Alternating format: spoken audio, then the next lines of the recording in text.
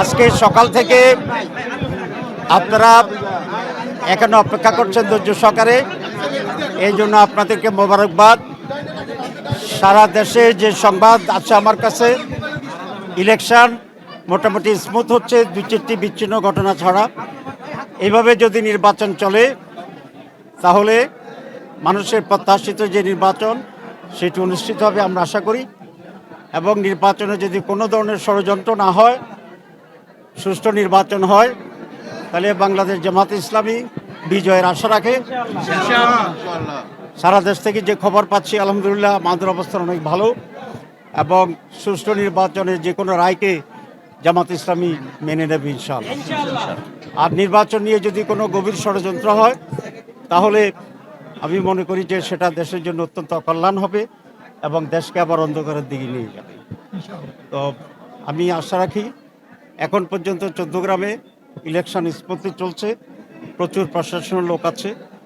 আমরা বিভিন্ন জায়গায় যে খবর পাচ্ছি জনগণের উৎসব উদ্দীপনা আছে, ঈদের চেয়ে বেশি উৎসাহ নিয়ে মানুষ কাজ করছে, এবং আমরা বিজয় অর্জন করব ইনশাআল্লাহ।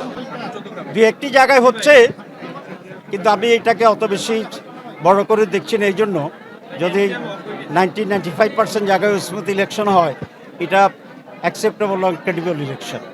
তো এখন পর্যন্ত সো ফার ইজ গুড। আমরা নেক্সট সময়ের জন্য অপেক্ষা করছি। আমি 2001 সালে দাঁড়িপাল্লা মার্কাতে নির্বাচন করেছি এবং বিজয়ী হয়েছি। শুধু 2018-তে আমরা জোটভিত্তিক দানের শীষ নিয়েছিলাম, কারণ তখন আমাদের দাঁড়িপাল্লা এটি হাইকোর্ট থেকে বাতিল করা হয়েছিল। কিন্তু সেই নির্বাচনে আমি 14 গ্রামে ঢুকতেই পারিনি, আমরা আসতেই পারিনি, সেটা কোনো নির্বাচন ছিল না। সেই জন্য দাঁড়িপাল্লার অভিজ্ঞতা 2001-এরটাই এখন রিপিট হচ্ছে। ইনশাআল্লাহ বিপুল ভোটে আমরা জয়ের আশা রাখি। আমি মনে করি মোর দেন 70% ভোট কাস্ট হবে, কারণ অনেক লোক বিদেশে আছে, যদিও শত শত লোক বিদেশ থেকে চলে আসছে, স্টিল এ গুড নাম্বার বিদেশে আছে। আর যদি এইভাবে ইলেকশন হয়, কেন্দ্রগুলোর যতটুকু খবর এখন পাচ্ছি, বিজয়ের ব্যাপার আমরা আশাবাদী এবং অনেক বেশি ভোটের ব্যবধানে বিজয় আসে।